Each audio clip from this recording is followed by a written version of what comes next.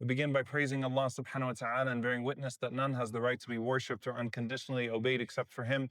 And we bear witness that Muhammad sallallahu alaihi wasallam is His final messenger. We ask Allah to send His peace and blessings upon Him, the prophets and messengers that came before Him, His family and companions that served alongside Him, and those that follow in His blessed path until the Day of Judgment. And we ask Allah to make us amongst them. Allahumma Ameen.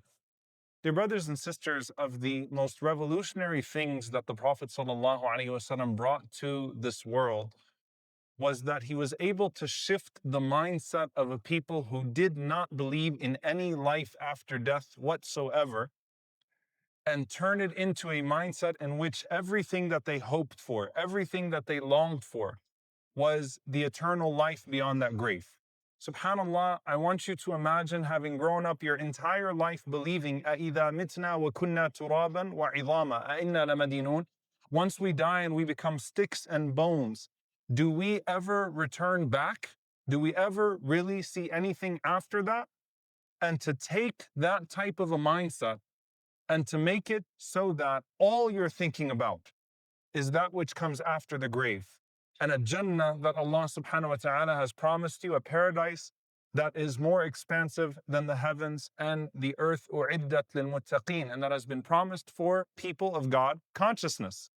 Now, subhanAllah, this idea of shifting what life actually is something that completely revolutionized even the language that the Arabs would use around the Prophet sallallahu alaihi wasallam. In fact, even in the Qur'an itself, when Allah subhanahu wa ta'ala mentions that on the Day of Judgment, as a person starts to see the initiation of it, they would say, Ya laytani qaddamtu li hayati.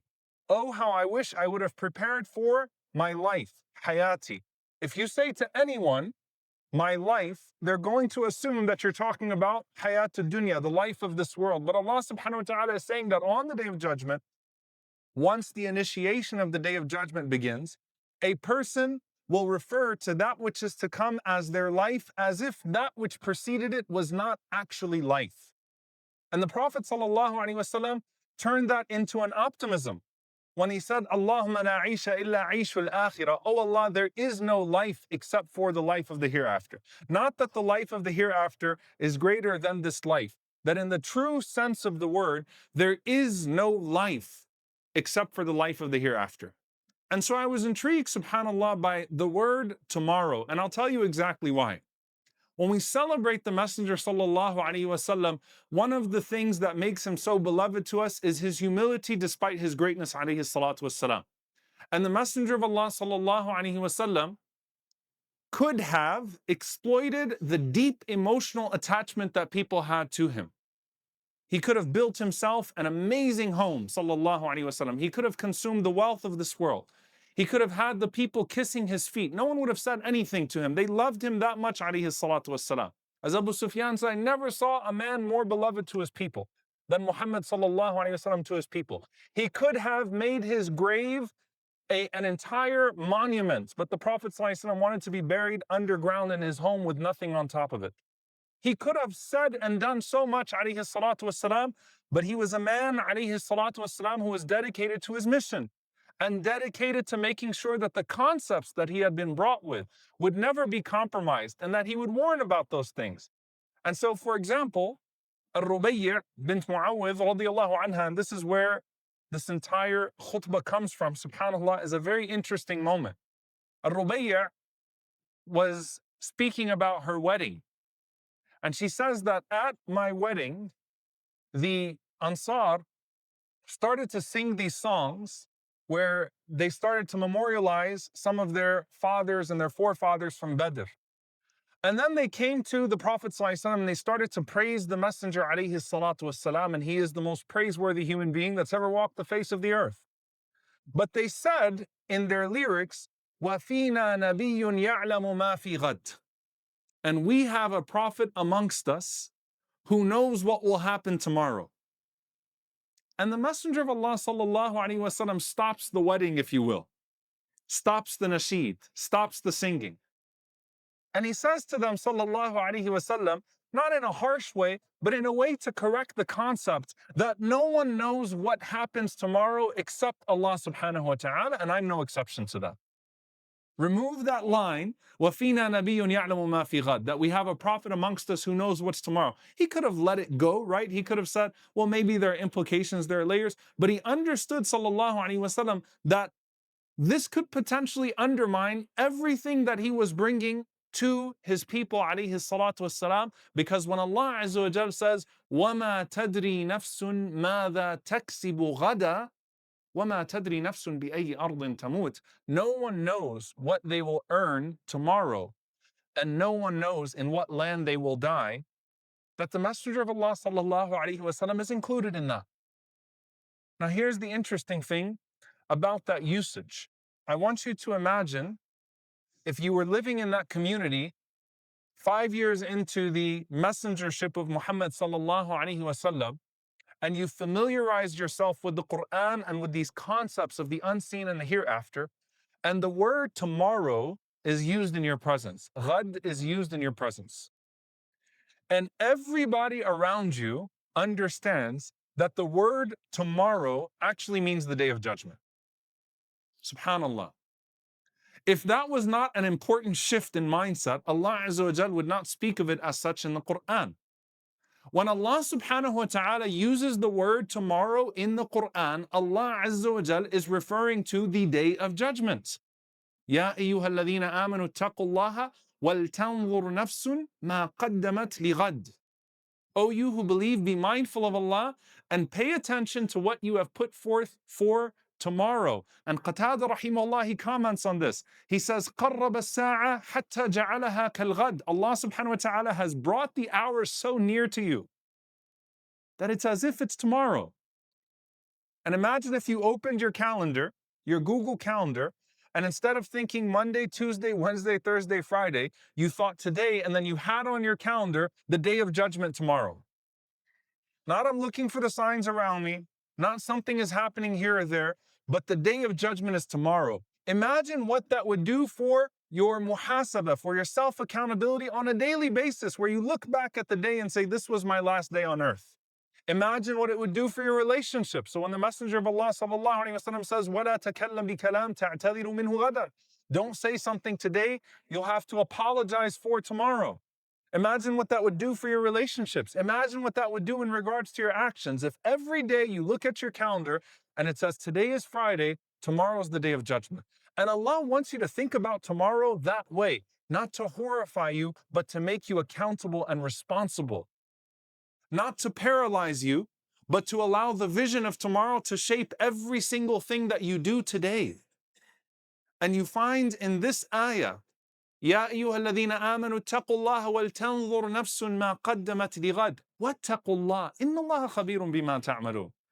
O you who believe, be mindful of Allah and pay attention to what you have put forth for tomorrow, being the day of judgment.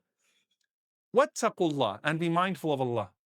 The ulama mention that the reason why Allah mentions wattaqullah twice here, or of the benefits that Allah Azza wa Jal mentions, as Imam Hassan al-Basri rahimahullah said, that the first wattaqullah is in regards to your past. فيما مضى من الذنوب, in regards to what you have done in the past that you have not rectified.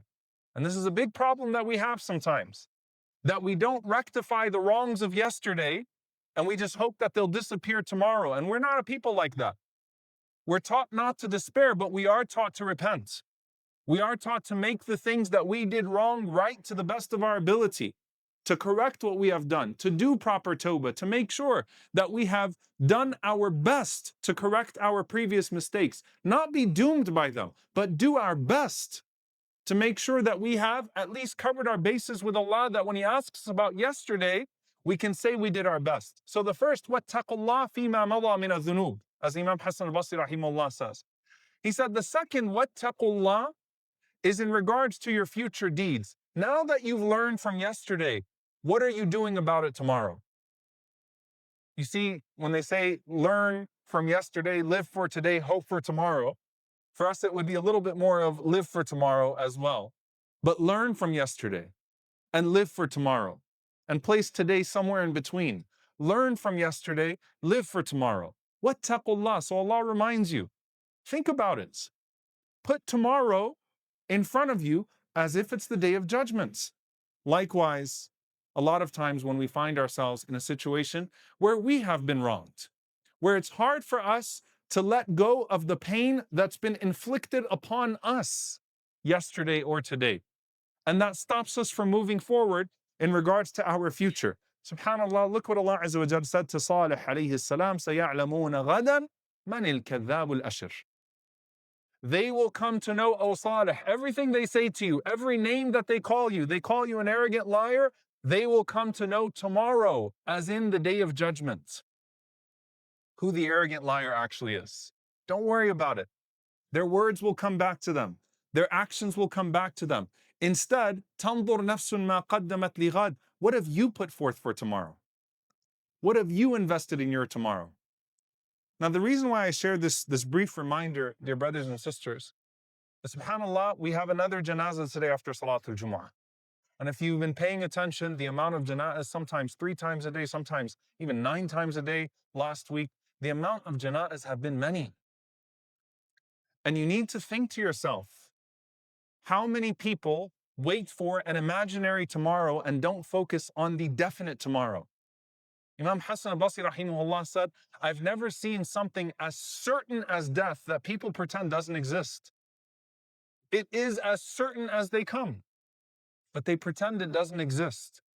And I want you to think about your muhasabah. I want you to think about your self-accountability tonight, bi'idhnillahi ta'ala, today. When you shut that book, when you shut that phone, when you shut whatever it is that you're doing, when your record for the day closes today, are you comfortable meeting Allah tomorrow? That's the question. Am I ready to meet Allah tomorrow? And if Allah Azza wa Jal found it so important that we even remove the word tomorrow from our language in regards to the things that we may or may not do tomorrow in a dunyawi perspective, وَلَا تَقُولُونَ لِشَيْءٍ فَاعِلٌ ذَلِكَ غَدًا. Don't say I'm going to do it tomorrow unless Allah Azza wa Jal wills. If Allah found it that important for you to use it that way, then think of it that way as well. May Allah subhanahu wa ta'ala allow us to sincerely repent from the wrongs of yesterday and today. And may Allah Azza wa Jal allow us to receive the greatest blessing of tomorrow.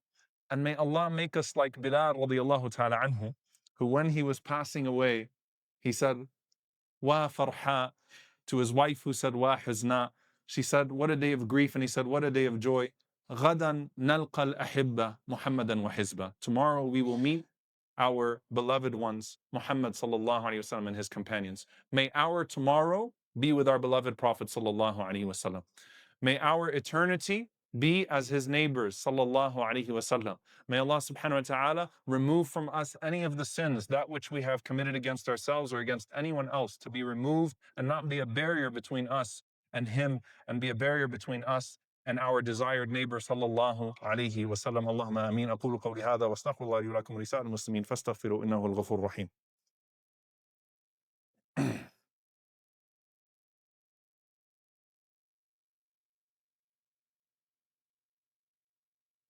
الحمد لله والصلاة والسلام على رسول الله وعلى آله وصحبه ومن والاه. اللهم اغفر للمؤمنين والمؤمنات والمسلمين والمسلمات الأحياء منهم والأموات إنك سميع قريب مجيب دعوات. اللهم اغفر لنا وارحمنا واعف عنا ولا تعذبنا. ربنا ظلمنا أنفسنا وإن لم تغفر لنا وترحمنا لنكونن من الخاسرين. اللهم إنك عفو كريم تحب العفو فاعف عنا. اللهم اغفر لوالدينا رب ارحمهما كما ربونا صغارا.